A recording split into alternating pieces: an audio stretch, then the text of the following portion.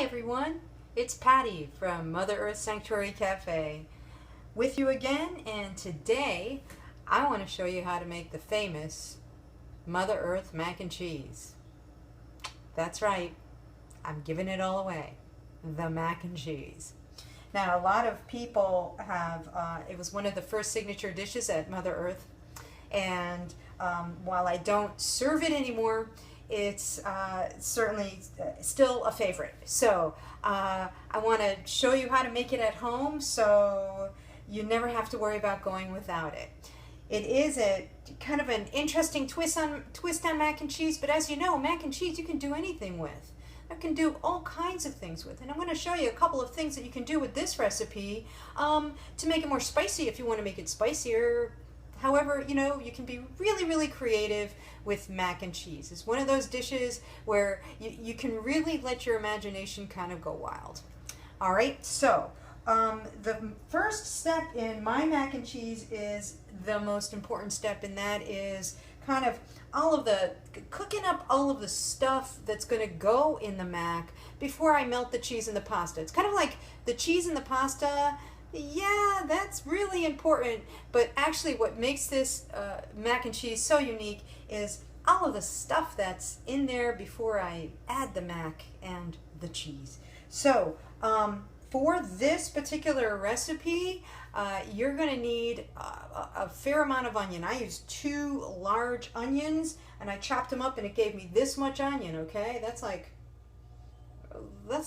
lot. That's like 3 cups of onion. I chopped up a whole lot of garlic, a couple of handfuls of garlic, and I put that in there. I'm making a big batch, so if you prefer to make a smaller batch, you can kind of scale things down a bit. All right, but I'm making a batch that's going to make a pretty big pan. The thing about that is you really don't have to worry about it going to waste. It'll feed the family, and the leftovers are good for, you know, up to a week in the fridge. They won't last that long because people will be eating this for breakfast. You'll have to, you know, say, get out of the mac. Anyway, onion, garlic, as always. I also am using diced tomatoes. So a couple of, large cans of diced tomatoes. And I am using fresh oregano and fresh basil. So, and what I do with the oregano and the basil is I just take, this is my oregano, I take it off the leaves. I used about, my goodness, I would have to say that I used about this much of it, you know, about 4 or 5 sprigs.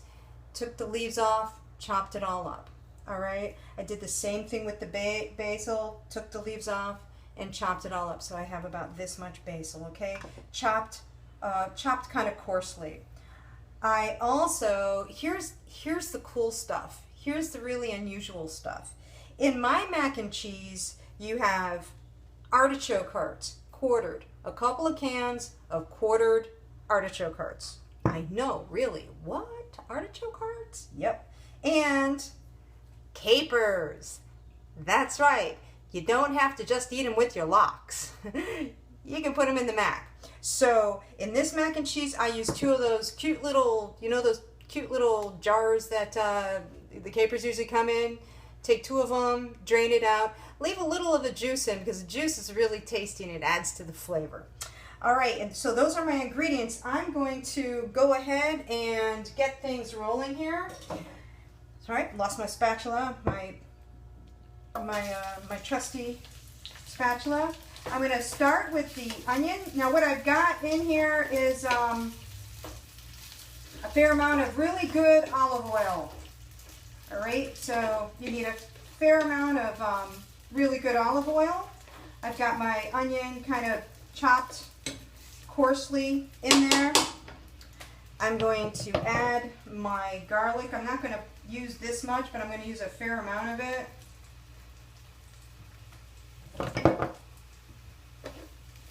And I'm going to let that really simmer up.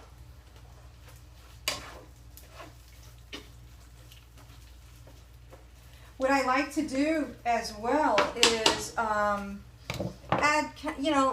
salt and pepper as I go. So I'm going to salt it up a little bit.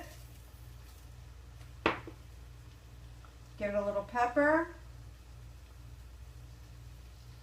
I actually like to get my pepper whole, and I go through so much of it that I've discovered that if I put a bunch of it in a blender and turn it on high, I can actually grind it up myself and then sift through it. So so nothing like fresh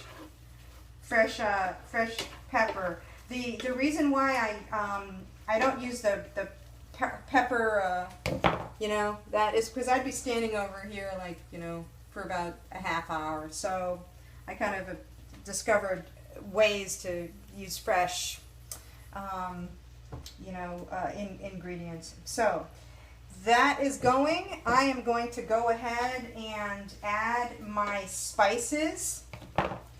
So we're going to add the oregano. We're going to add the basil. Oh yeah.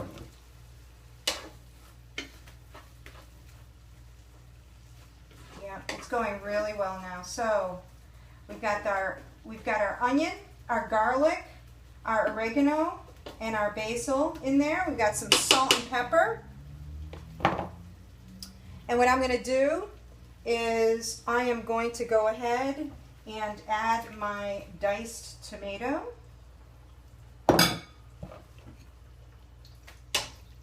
Mix all of that up.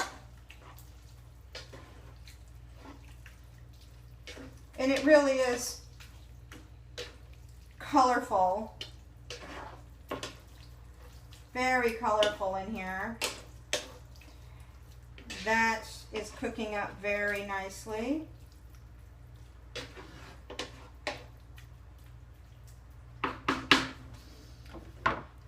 And then artichoke hearts.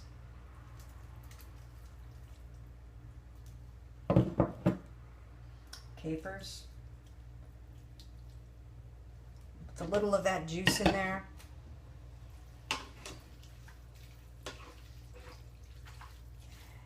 Now this is really quite a lot of stuff. You know, we haven't even gotten to the mac and the cheese yet. And we have all this stuff.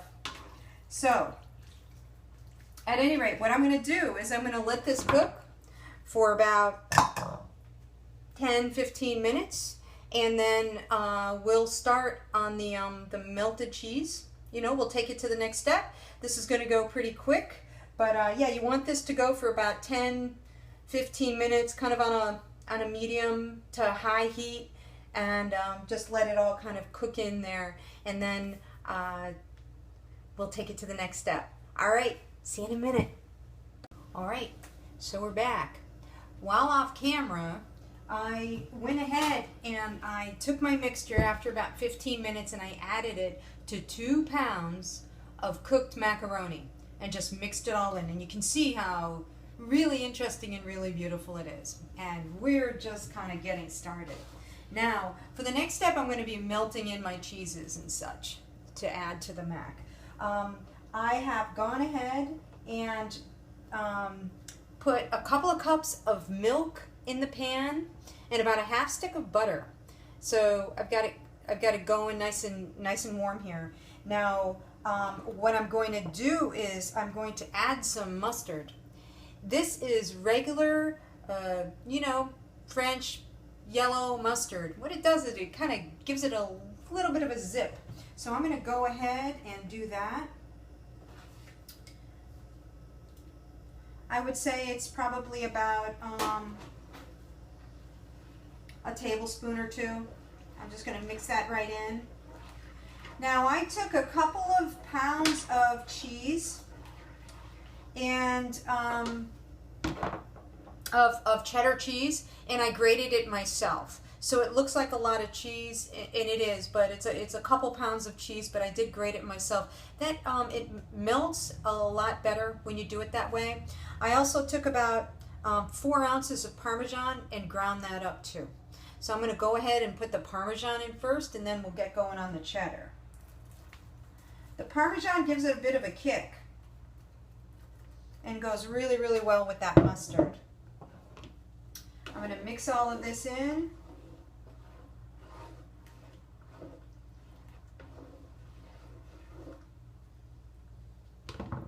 And then start adding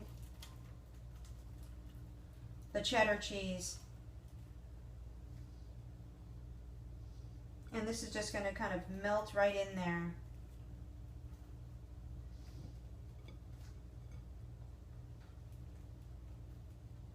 So we're going to go ahead and melt this up. What you want to do is, you know, don't walk away from it. You know, keep stirring it. Pay attention to it. It should be kind of on in between low and medium. It's not. Don't put it on high. You can ruin it. It can be ruined very easily. Believe me, I've done it. So here you go. We're going to melt it nice and slowly, stir it around together, get it all creamy, and then we'll be adding it to the mac. So this is going to take a few minutes to do, and when we come back, we're going to do the final quick step. All right, don't go away. Okay, and we're back.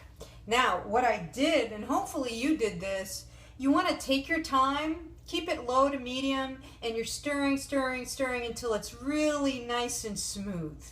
Don't worry if it seems like it's a little thin. It's okay, because it's really going to kind of blend in there and be really, really nice, and you know, it'll be a moist kind of mac and cheese. It's not going to be like dry. You don't have to worry about this mac and cheese being dry. You know how that can happen, right? So what I've done is I've mixed it into my you know, in with my pasta and my starter mix.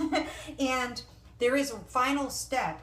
I love playing around with color, and so and also good nutrition. So I've taken some fresh spinach and I've rough cut it. You know, I want to add it. I want to add it to the mac and cheese, but I didn't want to add just the whole leaf, but I didn't want to cut it up fine either. So I've kind of cut it up roughly, and I'm going to put in. This is my final. This is the final step. I like putting the spinach in last because it's you know, it changes so much when it's cooked, and I like it to be kind of as fresh and green as possible. So I'm going to mix in the spinach, and this mac and cheese is so good that you know, this is a wonderful way of getting in those greens that, you know, that the kids often, and the adults sometimes do not like to eat, and it adds this wonderful layer of color to the mac at this point. People absolutely love this, and they love the way that it looks. Now you can go a couple of different ways on the mac at this point. It is, for the most part, it is done. If you want to bake it off, you certainly could do that. Put it in a pan. I would make my own breadcrumbs. You can buy your breadcrumbs if you want, but what I would suggest is get your favorite bread, toast it up, put it in the oven till it's nice and crunchy. Get some of that Parmesan. You've already gotten it for the mac anyway. Grate up some more. Add some oregano, mix it all up together with the crumbs, and make your own, you know, breadcrumb topping for your mac and cheese. It really, really makes a difference if you make your own. And those are the 3 ingredients. That's it. You know, so start with the bread you like. Use some of that Parmesan, grate it up, and some oregano chopped up nice and fine. There's your mix. Put it on and bake it off for about 30 minutes on 325, and you've got dinner for days. If you like it this way, love it. Thanks for joining me. I hope you make this soon, and I'll see you again real soon for another delicious recipe. Bon appetit, everyone.